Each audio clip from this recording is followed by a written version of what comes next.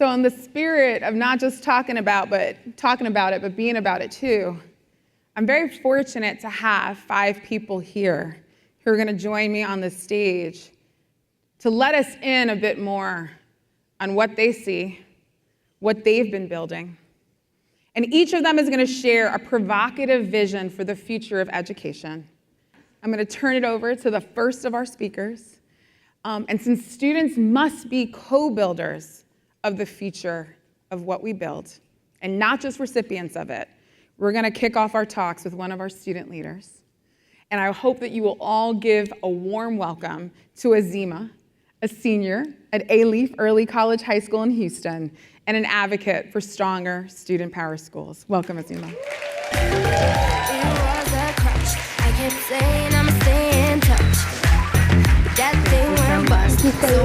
So excited to have you here.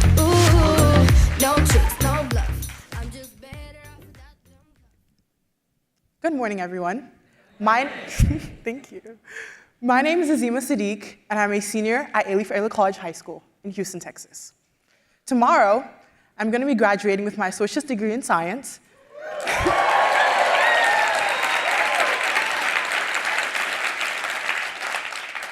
Then heading off to Stanford University. Thank you. I stand here as someone who is actively experiencing the education system we're all working to reimagine.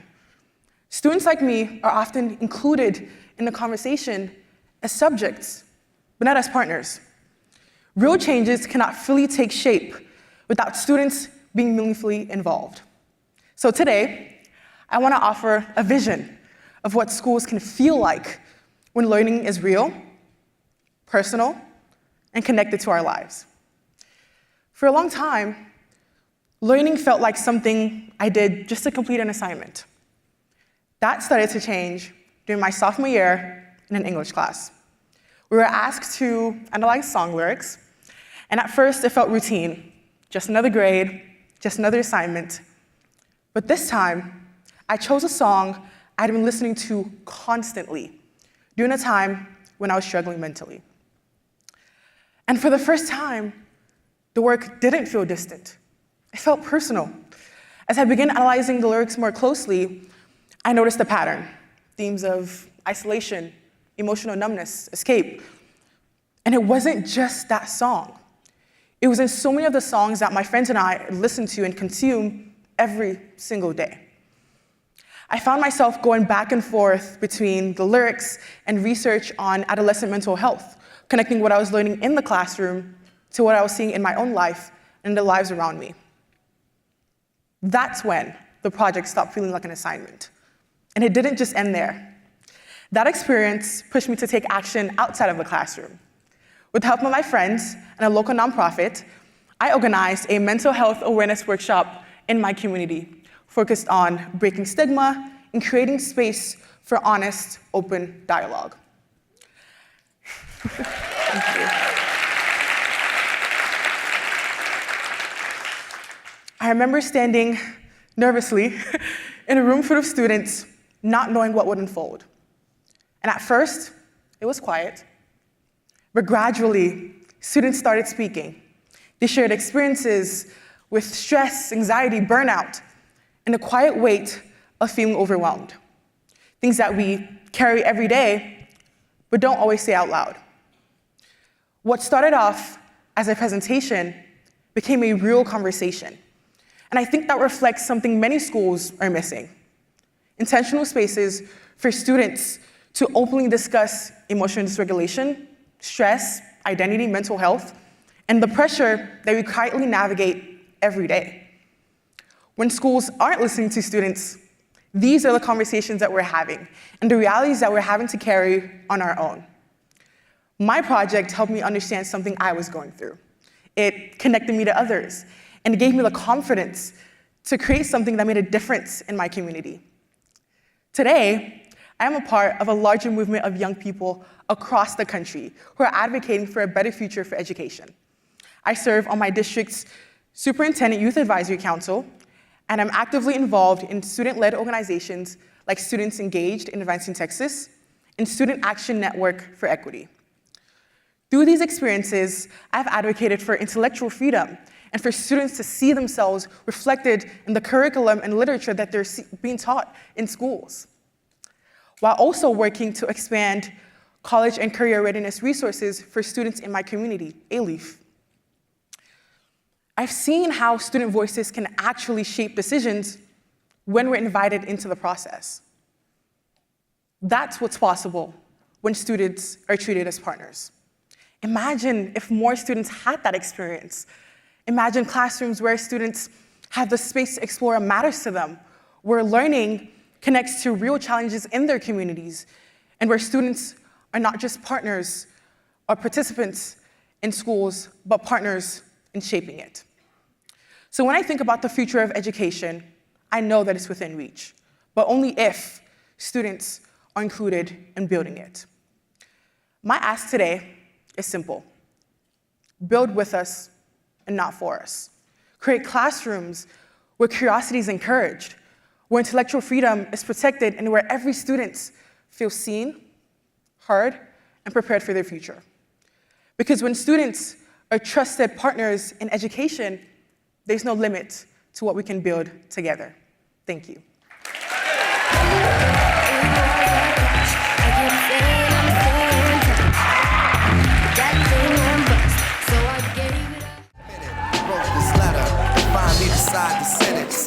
On a Tuesday morning in September, around 7:45 a.m., one of our family success coaches, Miss Kita, was standing outside the Lodestar School in Deep East Oakland. She was talking to a mom about the Reach Parent District, our model that connects families to high-impact virtual tutoring at home. The mom was excited.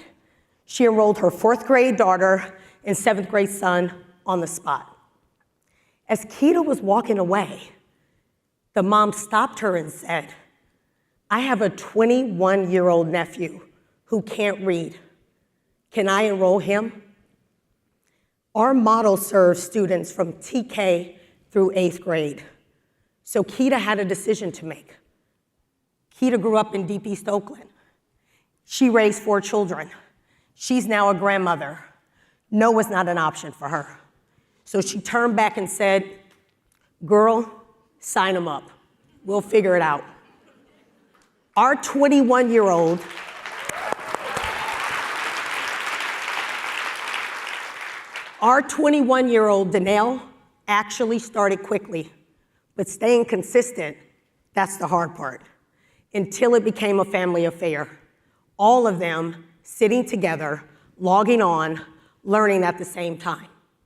The 4th grader, that 7th grader, and that 21-year-old. That's not an edge case. That's our decades-long achievement gap staring us in the face. At the Oakland Reach, we're close enough to see it every single day. And the truth is, families are carrying the biggest burden of that gap. They know their children are struggling and not yet prepared for the future they're stepping into, but they haven't been given a clear path or the ongoing support to actually change that trajectory.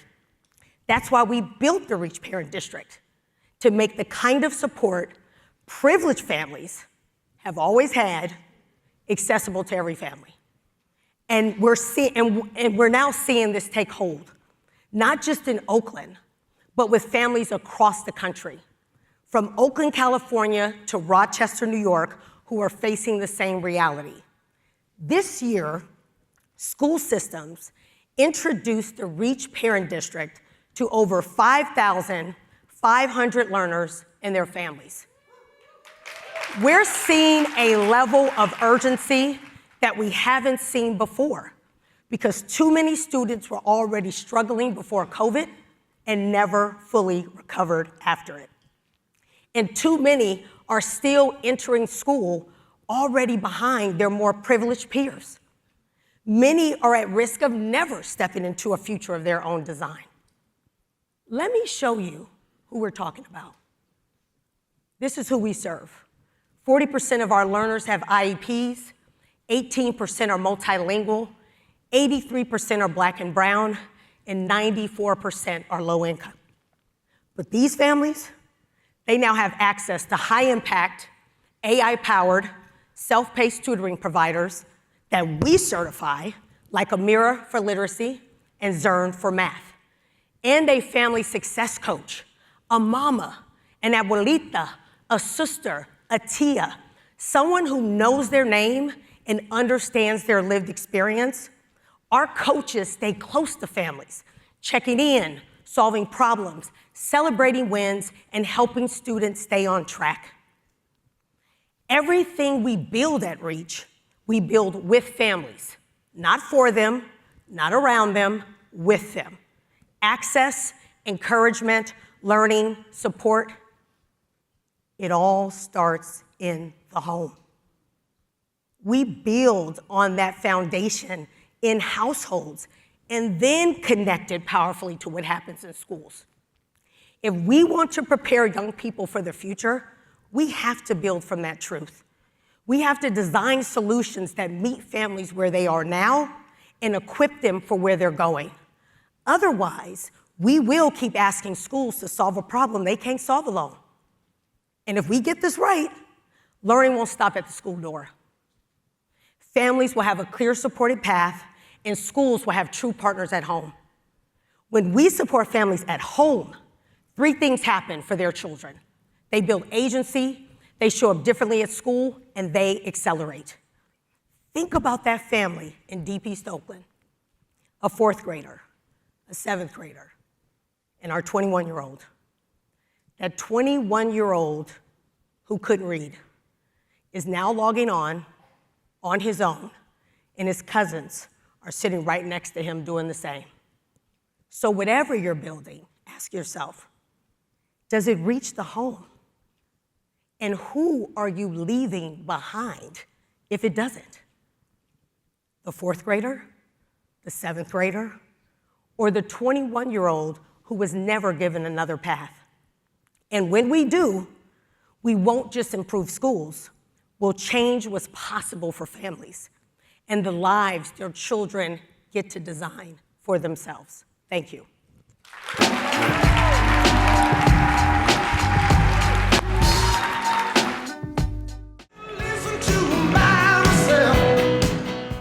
I don't have the same dance moves, but it's a little old-time rock and roll. It's been 10 years since I've been to the NewSchools Summit. At the time I came last, I was at Envision Schools in Oakland, reimagining what portfolio assessment could look like. And in some ways, 10 years later, there's a lot of the same. There's a little bit of old-time rock and roll in our lobby, talking about some of the same challenges and opportunities that we've had for 20 or 30 years.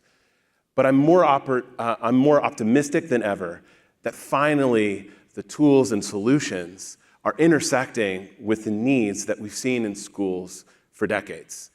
And so at EdTech Insiders, we've been tracking those themes and tools. And it's called EdTech for a reason. The ed comes first, the tech comes second.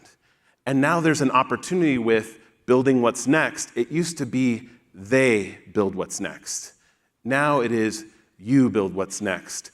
We build what's next. I build what's next. And there's an opportunity then to think about the what's next.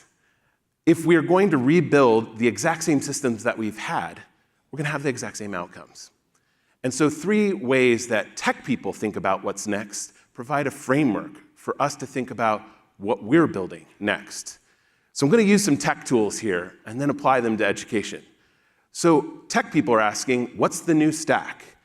Tech people are asking, how do I leverage agents? And tech people are asking, how do I build a harness? The tech stack is really the infrastructure cloud layer. You have the AI layer now, and you have the application layer. And the idea is you can reinvent the new tech stack with AI. Companies are starting that couldn't have been built 4 or 5 years ago. So what's the new tech stack or the new stack of education? Right now, my 2 kids are sitting in classrooms taking standardized state tests. In October, we'll get a report on how those state tests went. I don't think that is the new stack of education. So imagine yourself, what is the new assessment stack? What would it look like if I had real-time data, competency-based around where my students were? And then ask the further question, because that's really the question today, is who? What if students were building their assessment stack? What if students were managing their own learning outcomes? It's scary, we adults have to give up some of that control. But when we ask the question, what's the new stack in education, it allows us to be freed from our old paradigm. The second question is, how do we leverage agents? Francis mentioned Alpha School. Everyone focuses on what the 2 hours of learning are. But what's more interesting is what happens after that. In agentic workflows, the tech people are thinking not very much about what the agent's doing. They're thinking a lot about what the human's doing. In business, humans are your cost structure.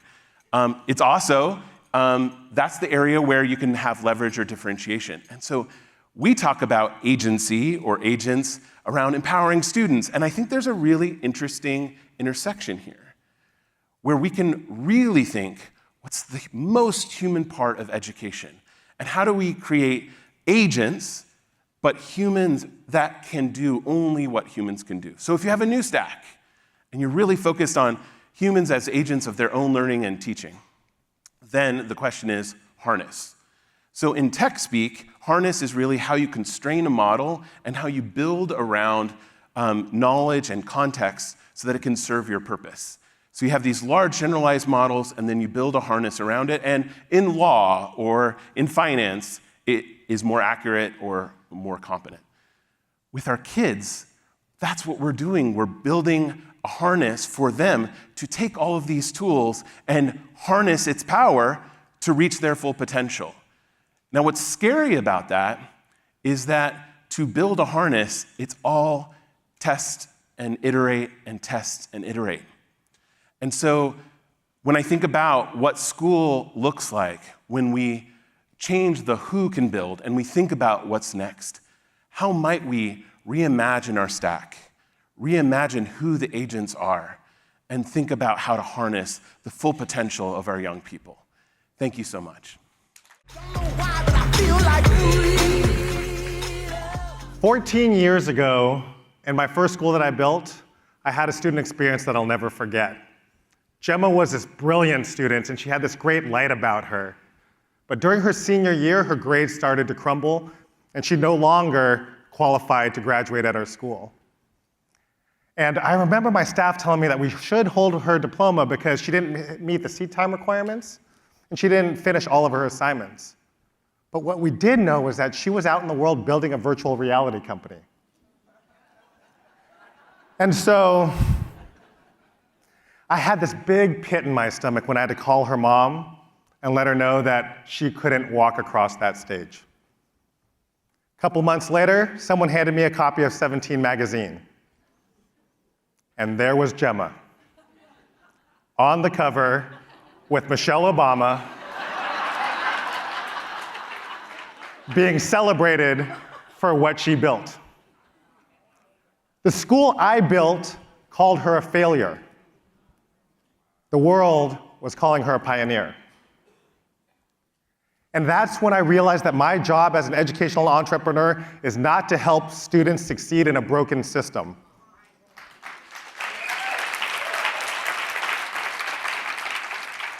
My job is to redesign it. And I think that's what brought all of us into this room over all of these years, that we believed that we could build something better. And 20 years ago, the sector was full of great ideas. New assessment systems, new teacher and leader pipelines, charter management organizations. All of those ideas changed lives for the better. But here's a question I've been thinking about lately. Have we kept innovating? Are we replicating the ideas of 20 years ago and creating a new fixed system? Innovation is great when you start schools, but it's really hard to innovate while you're running them. And if you're not innovating while you're running them, then I think our sector, we're not an innovation sector yet. We are a replication sector. And replication has tremendous value, but it doesn't build what's next. And with AI and everything that's going to come with it, our sector has to continue to lead, or we just become absorbed in that traditional system, the one that we wanted to reimagine. But I do have hope, because there's a lot of spark in this room. I am so hopeful when I see Kim Neal and Believe Schools in St. Louis building schools with local hospitals to change the social mobility of her students. I'm so inspired by what's happening in New York City with Dream and EVA and how they're using AI to close student feedback loops, accelerating learning like we've never seen before. And at Ednovate, we've been building too. After Gemma, we just changed our whole report card. We said, let's not build for higher ed sorting purposes.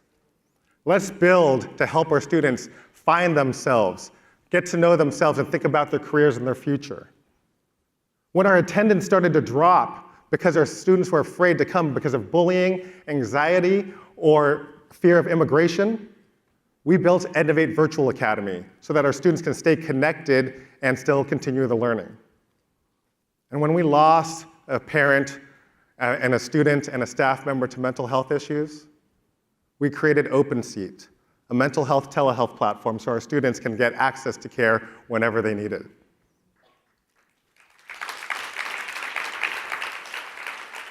It has always been that our students' needs are what tells us what to build next.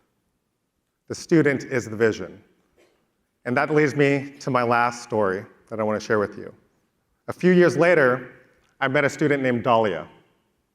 And Dahlia, as a part of our experience at Ednovate, you have to stand in front of a stage like this and share what you've learned over your 4 years and how you want to make the world a better place. And Dahlia comes up on stage and she shares, as a freshman, I learned to love art, but I also learned that I'm carrying a lot of stress because of the economic inequities of my household and the financial pressures that I have. Her sophomore year, she said, I learned I couldn't really talk about my stresses because both my family isn't open to getting mental health resources or my community. Her junior year, she said, I love math, I love coding, and I also realized that not enough women are in that field. And then she starts putting it together her senior year. And then on the stage, she walks over to a laptop like this, opens it up, and on the screen, you see a video game that she created. All of the code, all of the artwork, all of it was hers. And in that game, they learn how to make friends so that they can talk to each other about the problem so that they don't have to be alone. And then Dahlia stepped forward on the stage and she said, I am going to the University of California at Santa Barbara to study game design. And I realize that my job is not to create games that addict, but my job is to create games that heal.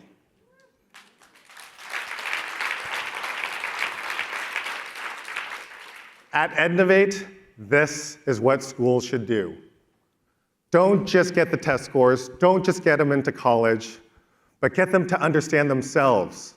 Get them to learn to build something that solves real problems in this world so they can live a life with purpose. The student is the vision, and the student is also the answer to what we should build next. A better public school system doesn't get built anywhere else. It gets built with people in this exact room. And we didn't enter this work to replicate what exists. We entered this work to build what doesn't.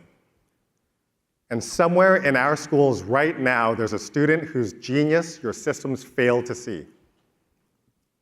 That student is exactly telling us what to build next. The question is, are we willing to listen? Thank you.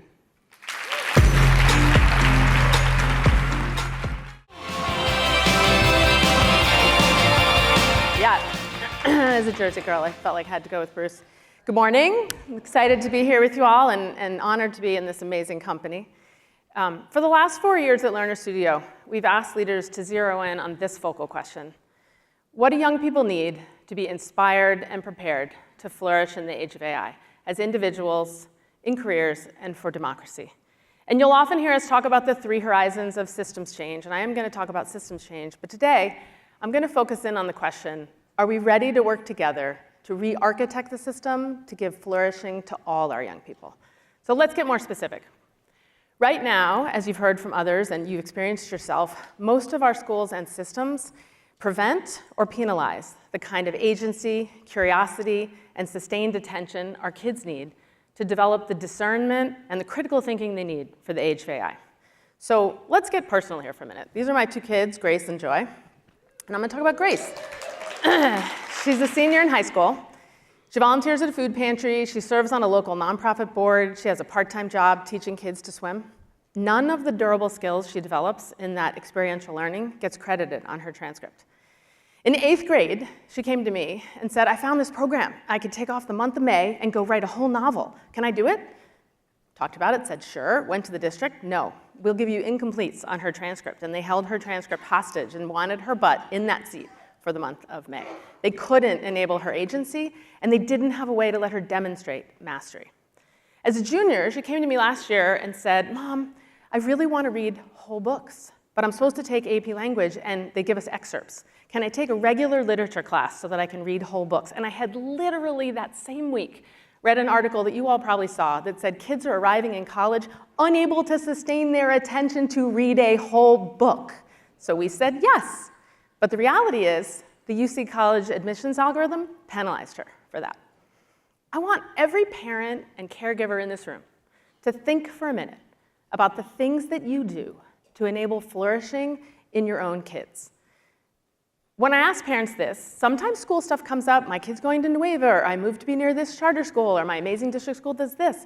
But actually, more often what comes up is things like scouts, camps, gap years, internships, maker spaces, private sports clubs, things around the old version of schooling. Places that give their kids time to develop agency, purpose, passion, sustained attention, and confidence that what they do matters. Why are we letting flourishing become a privilege that parents are cobbling together as best they can? I don't fault any of us for doing that, but we need to step up and re-architect the system to deliver flourishing for every child. So we know that AI is what's called an arrival technology. That means it's permeating everything. It's going to change everything. But that also means it's opening a rare window for us to re-architect the system. Right now, we see two worldviews competing to define the future. One we call techno-nihilism. So that's the extreme tech position that says efficiency is the most important goal. Anything AI can do faster than a human, it should. Learning is just content delivery. So hyper-personalized tutor bots make sense. Although interestingly, not for their own kids. In reaction to that, we've got what we call nostalgic humanists. Go back to nature, ban the screens has become an applause line. But the problem with that is then our kids aren't prepared to be creators and leaders who can drive the future that's tech-infused. Both of these worldviews are insufficient to sustain humanity and to sustain democracy. So we have to create a middle way. We're calling it human flourishing, and we want us to center three values. The first, human agency. So that means what you've heard here. Learners have agency to drive their own learning pathway, but also humans have agency over the technology. Second, human connection. Seems obvious, but we have to say it. This is where you get identity and self-worth, relationships and belonging, shared purpose in community. And the third, human sustainability. So by that we mean the knowledge and the skills we need to create a positive future for humanity and democracy, including both the individual good of the learner and the common good. If we don't define this destination, we're ceding powers to others who are defining it for us. So the good news is, components of learning to flourish are already happening in pockets. You've already heard about some of them here. Examples that we're supporting include One Stone, Forest, Flourish Schools, Sora, Big Picture Learning, Da Vinci, DTech, RevX, Building 21, Valor, and the Play Lab schools you'll hear about later. The lab schools are designing for it. So we know people are moving in this direction. But how do we collaborate for systems change? We think we need to do three things. Center human flourishing. Name what we're building toward. Socialize the language and agree on some metrics. The Harvard-Chan study on flourishing has 6 components. That's a good place to start. Reorient the system to meet the moment. More agentic learning models, as Francis said. Mastery-based progressions, as Oliver said. Credit for real-world learning. modernize the knowledge and skills we're asking for, and ground it in what we know about the science of learning and development. That lets us have diverse educator roles, and it lets us right-size human-centered technology. Around that, we need to develop an aligned operating system, because none of this holds if it's in the old infrastructure. Portable records with AI safety baked in. Learners have to own their own data. We need weighted funding formulas that learners can control and have power over, and flexible and adaptive measures. The really good news is there are people working on every single one of those puzzle pieces right now. So when we get it right, what does it feel like? Well, you've already heard some great examples of it. We have brought learners into design sprints with us and done empathy interviews and talked with young people in our portfolio. And basically what they say is, in the old system, I really couldn't flourish. I was too constrained. I didn't have agency.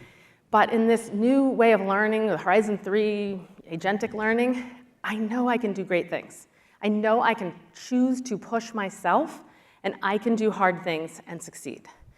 We can do hard things too. I'm going to go off script and tell you, in our very first year at Teach for America, we had 100 campus representatives come together, and there are now almost 40,000 alumni around this country, many of whom are in this room, by the way. Teach for America alumni in this room.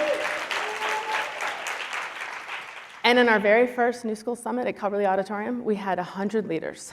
And look at what we have here in terms of energy. So the AI is changing. It's going to change with or without us. So I just want us to know it is possible for us to re-architect the system so that we can inspire and prepare every young person to flourish in the age of AI. Let's work together to re-architect, and let's remember to center human agency, human connection, and human sustainability. Thank you. All right. Can we just give it up to all of our amazing speakers for sharing all of their provocative thoughts? What you heard and what's sticking with me is they're challenging us. I am challenging you. We are challenging ourselves to really build with students and with families. To really hold ourselves accountable to not standing still. We got to keep innovating. We got to keep re-architecting the future so that every learner can flourish in this next age. Let's look at this word cloud. I'm very curious what was coming up for all of you as you were sharing your one word. All right, who wants to shout out? What you saying? All right. Thank you. Okay, so you guys get the gold stars. Courage, together, partnership, empowerment, agency, freedom. I hope that what you'll do is that you'll take these words, you'll take the ideas that you just heard, and you'll carry it with you forward into the rest of the day. You'll have the opportunity to attend this next session where you'll meet some of the builders across the NewSchools community, where you can see what they're working on, see what they're testing, see what they're learning, share what sparks are coming up for you. My hope is that when you're in the hallways and you're talking with other folks, you're sharing those sparks. You're sharing what's coming up for you and how you're making sense of what we all need to build next. You'll also have an opportunity to share some of those reflections in the Summit app. We want to continue the conversation. We want to see what's resonating for you, what's challenging you, what you're seeing as the new possibilities. And then Kim and I and our teams are going to come together to synthesize some of those themes, and we'll plan to share that back out with all of you. So what I want to say is thank you. Thank you for your time. Thank you for your attention. Thank you for your joy. Thank you for all you do every single day as builders. And I hope you're feeling called to continue to build what's next. Have a great Summit day.